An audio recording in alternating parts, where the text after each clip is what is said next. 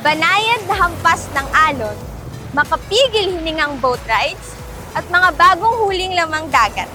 Iyan ang binabalik-balikan rito ng mga turista sa beach ng San Fabian. Summer breeze so soft and warm. San Fabian Beach is a lively hub of commerce and leisure, where the community comes together to celebrate the rich and boundless beauty of the sea. Hold me close, breathe in. The night is young and it is ours. Nagkakahalaga ang bawat cottage ng 300 pesos hanggang 1,000 pesos. Depende sa laki at sa araw kung kailan mo nais pumasyal. This summer love, Talon, talon, talon! running amok, keeps me above. Kaya po namin to binabalik-balikan kasi maganda po yung place niya. Dito po kami bumabalik-balik para maligo.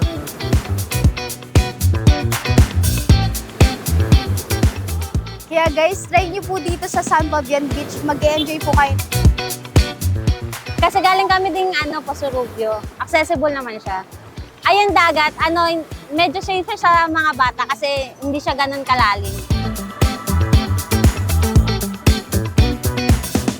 Oh my gosh! Alon! Nasaan, girl? Baka magpalaki!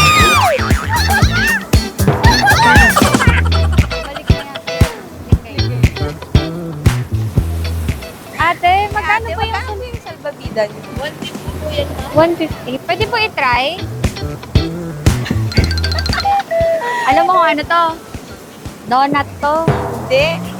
Bulong to. Ay, ganun ba?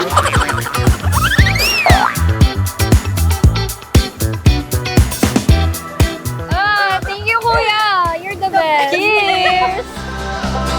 This is why we live for moments like this. This is why we live. Hi! Hi kayo!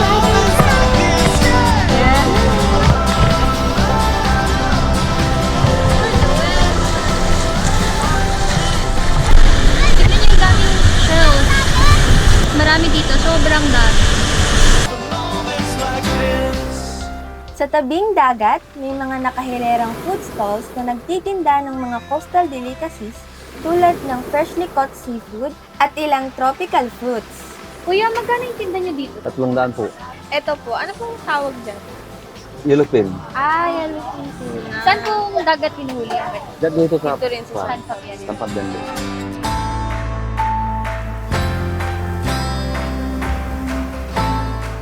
Ayan, nakakatakam, di ba? At itong mga nahuli nilang mga seafood ay dito galing mismo sa coastal area nila dito sa San Fabian. Tama di ba, Zel? Yes, perfect ito para sa mga family na nandito sa San Fabian. Pwede silang bumili dito para lutuin habang nagsigo sa dagat. True. Moments